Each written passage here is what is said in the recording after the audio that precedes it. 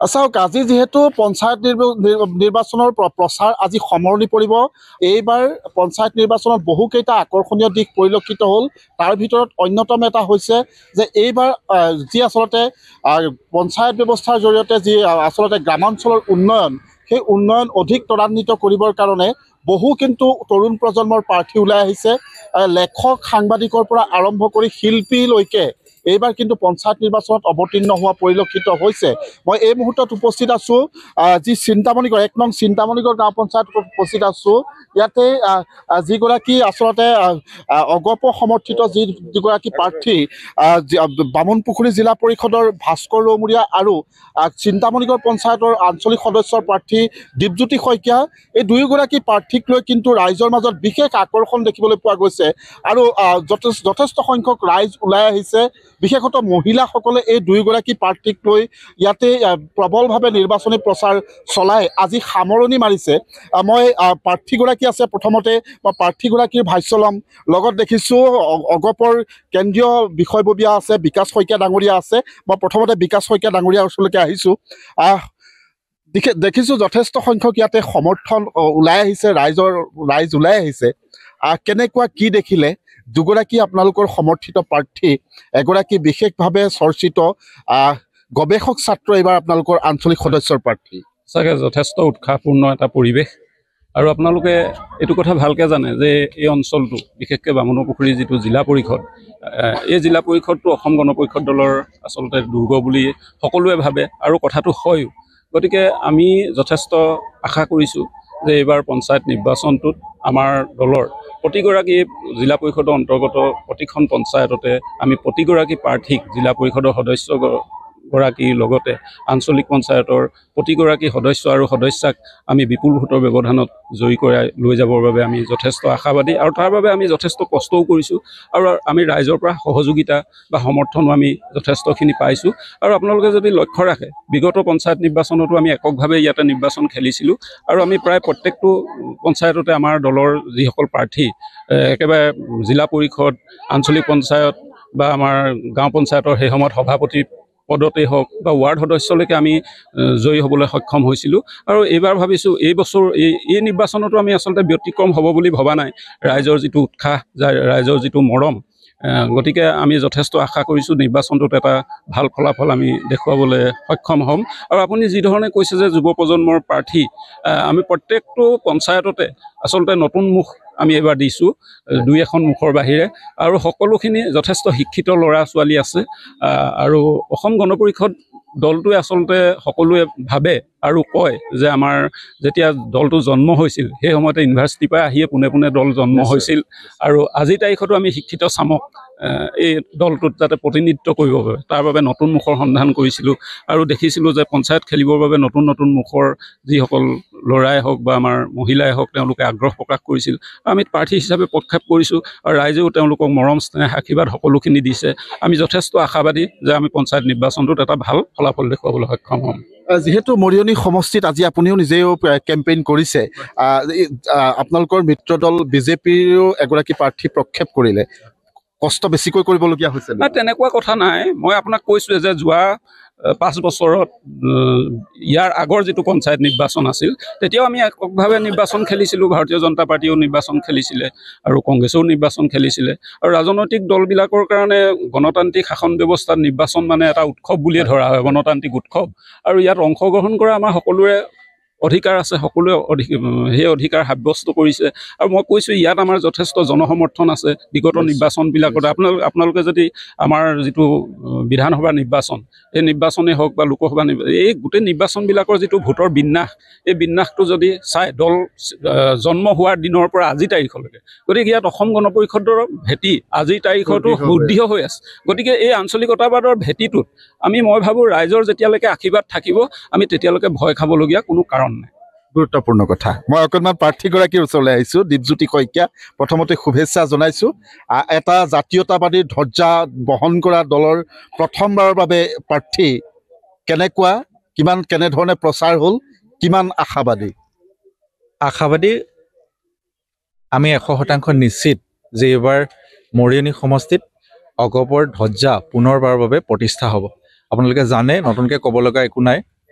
যে ললিত চন্দ্ৰ ৰাজখোৱাই য'ত এটা অগপৰ জাতীয়তাবাদৰ ভেটি প্ৰতিষ্ঠা কৰি গৈছে, সেই ভেটিত আমাৰ দৰে এগৰাকী সাংবাদিক বা আমাৰ গৱেষক হিচাপে আমাক ইয়াত আঞ্চলিক পঞ্চায়তত প্ৰক্ষেপ কৰিছে। মই উৎফুল্লিত হৈছোঁ বা আনন্দিত হৈছোঁ। আটাইতকৈ ডাঙৰ কথা, আমাক মানে ৰাইজে অত্যন্ত মৰমৰ সৈতে আঁকোৱালি লৈছে। আৰু এই ক্ষেত্ৰত অসম গণ পৰিষদৰ কেন্দ্ৰীয় সমিতিৰ সম্পাদক বিকাশ শইকীয়া ডাঙৰীয়াৰ সঁহাৰি বা প্ৰচাৰৰ ক্ষেত্ৰত যি সহযোগিতা, সেয়া আমি সদায় শলাগ লৈছোঁ।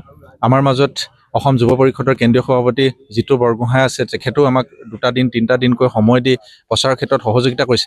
আচলতে অসম গণ পৰিষদক তৃণমূলত শক্তিশালী কৰাত এই ধৰণৰ নেতৃস্থানীয় ব্যক্তিসকলে এটা ভূমিকা লৈছে। আৰু মই ভাবিছোঁ অহা দিনত এই ব্যৱস্থাই অসম গণ পৰিষদক এটা শীৰ্ষস্থানলৈ লৈ যাব পাৰিব।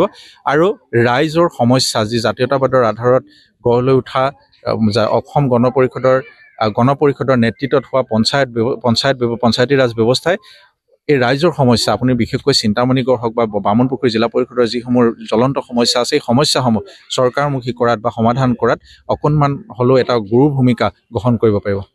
পোনপটীয়াকৈ এটা কথা সুধিব বিচাৰিছোঁ, সেইটো হয়তো পঞ্চায়তৰ হাতত সেই ক্ষমতাটো নাথাকিব। যিহেতু আপুনি এগৰাকী শিক্ষিত প্ৰাৰ্থী হিচাপে আপোনাৰ কথা এইটো জানিব লাগিব যে আঁচনি চৰকাৰে দিব, অৰুণোদয় দিব, কৃষি দিব বা আন বহু আঁচনি দি আছে। আপুনি চৰকাৰক অৱগত কৰিব পৰা এটা অতি উল্লেখনীয় কামৰ কথা আপুনি এই মুহূৰ্তত ক'ব পাৰিবনে? এই মুহূৰ্তত মই এটা কামৰ কথা কৈছোঁ, সেয়া হৈছে মৎস্য উৎপাদন। আপুনি যদি চিন্তামণিগড়ত চাই, ইয়াত এখন বিল আছে, দীঘলী বিল, এফালে ভিতৰত গড়চিকা বিল আছে। গড়চিকা বিলটো আমাৰ বামুণপুখুৰী জিলা পৰিষদৰ অধীনত পৰে বা চিন্তামণিগড় পঞ্চায়তৰ অধীনত পৰে। এটা বৃহৎ এখন বিল, এই বিলখনত বাহিৰৰ পৰা অহা পানী নাথাকে সাধাৰণতে। ইয়াক অকণমান যদি মডিফাই কৰিব পৰা যায় বা অকণমান উন্নীত কৰিব পাৰিলে ইয়াত মৎস্যৰ এখন বজাৰ হ'ব, মৎস্যৰ এখন অদ্ভুত ধৰণৰ এটা মানে উৎপাদন হ'ব, য'ত শ লোকে বা শ নিবনুৱাই এটা স্বাৱলম্বিতা লাভ কৰিব। আপুনি এটা কথা জানে হয়তো যে তামিলনাডুত বা বাহিৰৰ যিসমূহ দেশ আছে বা ৰাজ্য আছে, সেইসমূহত মৎস্য উৎপাদন যথেষ্ট আগবঢ়া। এই আগবঢ়া স্থানবিলাকত মই ভাবোঁ ইয়াত থলুৱা মাছৰ লগতে অন্যান্য মাছ পালন কৰিব পৰা এটা ব্যৱস্থা আছে। আৰু এই ব্যৱস্থাই অহা দিনত বহু ধৰণৰ নিবনুৱাক কৰ্মসংস্থাপন দিব, গ্ৰাম্য অৰ্থনীতি সবল কৰিব। নিশ্চয়, অতি ভাল লগা কথা। মই জিতু বৰগোহাঁই ডাঙৰীয়া, বুঢ়াগোহাঁই ডাঙৰীয়া আছে, অসম যুৱ পৰিষদৰ সভাপতি। মই আপোনাৰ ওচৰলৈ আহিছোঁ, অকণমান আগলৈ আহিলে সুবিধা হ'ব। প্ৰাৰ্থীগৰাকীও যিহেতু আছে আপোনাৰ লগত, 3-4 দিন এই সমষ্টিত কাম কৰিছে, মৰিয়নি সমষ্টিত ঘূৰি আছে, জয় নিশ্চিত।